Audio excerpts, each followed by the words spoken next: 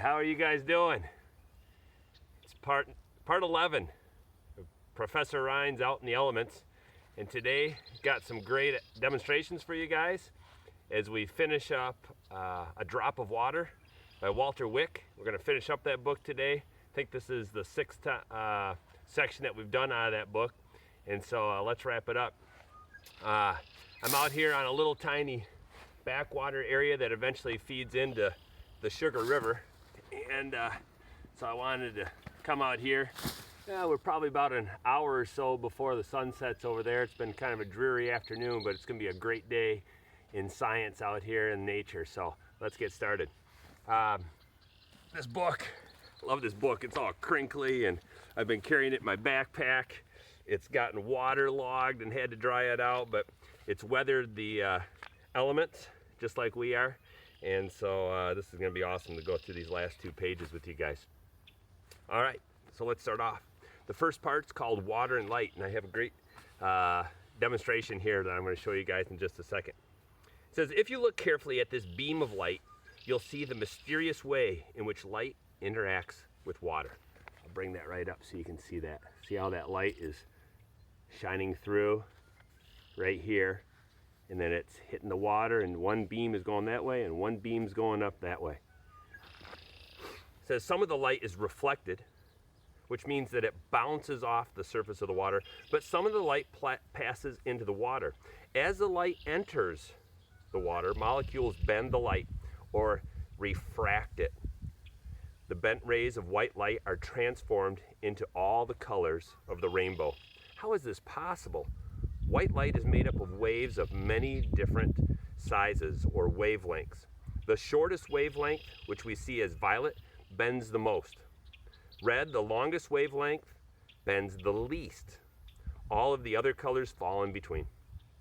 Sun shining on spray from a garden hose creates a rainbow. You've probably seen that before in the summer with a bright sun on it. The spray produces drops of water that bend the light and flash bright colors when seen from the correct angle. Of course, we can see that in the sky also after a heavy rainstorm with a rainbow. Natural rainbows work exactly the same way. Oh, there it is right there. The sun must be behind you and low in the sky. The arc of the rainbow is caused by the sun shining on billions of spherical raindrops that fill the sky. And so you can see that right there. The rainbow. I don't know if you can see this or not, I wrote it out, and wouldn't you know it, I brought all kinds of stuff out here today, and I forgot my little whiteboard, and that's always been the funny thing that just shows up magically out in the middle of nowhere. And today I brought the markers and forgot it. But I had written some notes right here. Can you guys see that?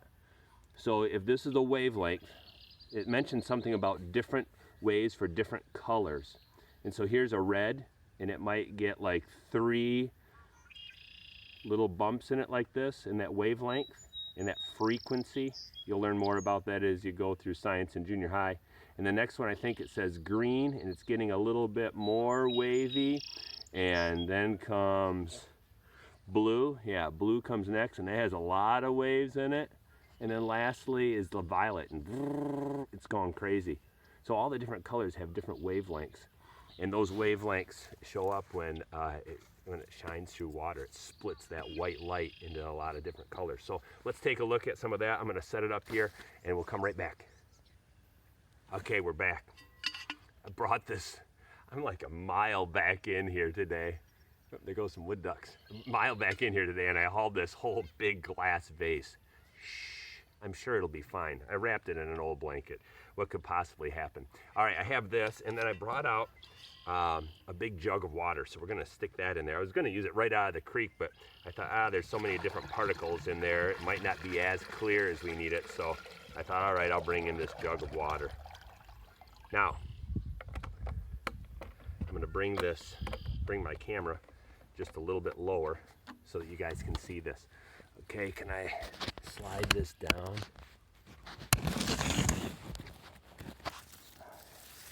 Sorry, grass, I'm going to get rid of some of that right there just so it's not in the way.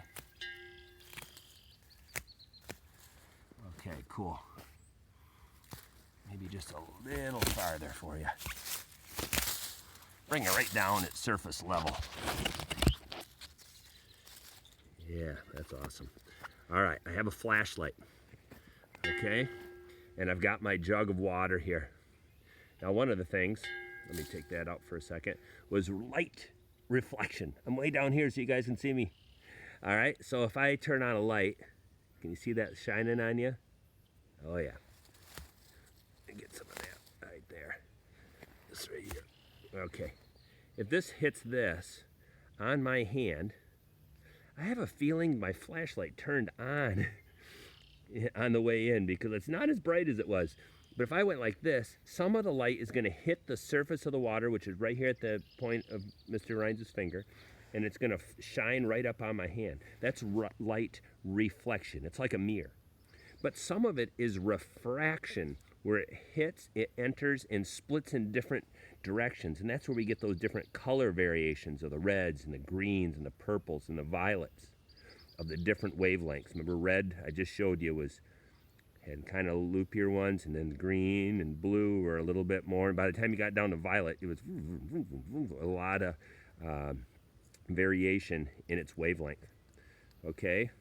So let's look at refraction. I know you guys went over this when you talked about Hatchet and Brian Robeson.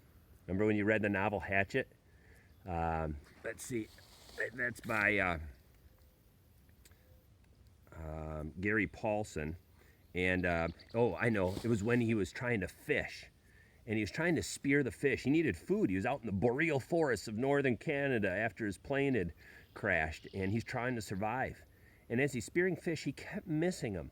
And that's because of light refraction. Once he realized that there is light refraction, then he was able to get the fish and have something to eat. Do you see how my spoon here goes down and then it goes boink, it comes over. Actually, it comes down right here. I'm looking into the camera, and it goes over and then down. It's off a little bit. And that's because light is hitting this, and some is reflecting, some is hitting this, and it's refracting, it's bending. And so when it bends as it enters the water, it's throwing off our view of how things look in the water. Okay? Light refraction. Light refraction splits white light into lots of different colors, and light refraction also makes things look like they're bent. If you've ever been in Mr. Rhines' room and looked in the fish tank, tried to look from corner to corner and put your hand on the other side, sometimes your hand doesn't show up over there and you're like, what happened to my hand?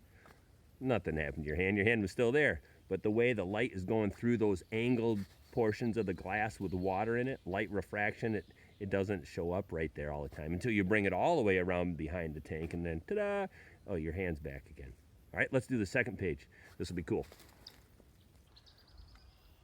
All right, hey, we're wrapping it up with this final page right here. Final page of A Drop of Water by Walter Wick. It says, the sun's heat and the earth's gravity keep water in constant motion. Water evaporates from puddles, ponds, lakes, and oceans, from plants and trees, and even from your skin. When you sweat and it evaporates off, that's what cools you. Water vapor moves invisibly through the air, but it is always ready to condense on a cool blade of grass or the surface of a pond. It's going to rain tonight. That's why the air is still. That's why it's been dark and cloudy all day. That's why if you got up this morning, there wasn't any dew on the grass. One, because it was a little breezy. Two, because rain was coming in the air. So it wasn't cool enough to condense on that grass. Massive clouds form as water vapor condenses on tiny particles of dust in the air. Then, and only then, can water fall from the sky as rain, replenishing the lakes, the rivers, small creeks, oceans. Hard to predict, impossible to control. Water cycles around the earth. The water we have is the water we have. It just gets used over and over and over and over. And water is precious. Without it, not a single living thing could survive. Hopefully you've learned that through all of this. No plants would grow, not even one blade of grass. No animals would roam the earth, not even a spider. But somewhere in the world right now, snow drifts on a mountaintop and rain falls in a valley. And all around us, we are reminded of the never-ending journey of a drop of water. And that kind of brings us back around to what we looked at earlier in the year. Remember our slug drawing?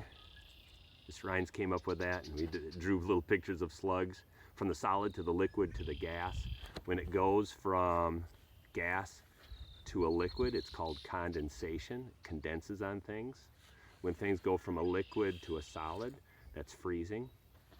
From a solid to a liquid, that's melting, or the melting point of an object, how hot it needs to get before it turns into a liquid. And then from a liquid to a gas, evaporation.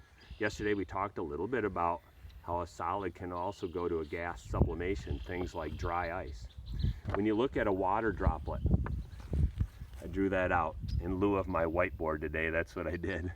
I drew it on the back of my book. A raindrop in the center is that microscopic dust or salt up in the air, and it's 300 trillion H2O molecules make up that raindrop.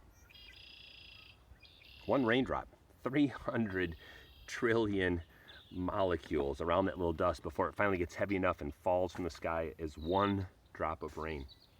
Snowflakes are a little different. That's water vapor to a solid. It skips the liquid state, and we knew from yesterday that it has 6 legs on it generally, and that'll fall as snow. Sleet is just frozen rain, and so that will condense as a liquid then to a solid, from a gas to a liquid to a solid. But a snowflake just goes from water vapor to a solid. We know when a snowflake melts, it'll go back to a liquid before it goes to water vapor and when it evaporates.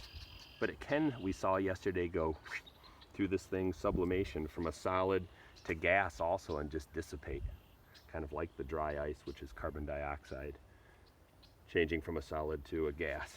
All right, that's it. It's a drop of water. It's been great. Peace out. We love you guys. We're about ready to hit another standard here, starting the next day, which will be Wednesday or Thursday, I believe. And we'll see you along the way. Bye-bye.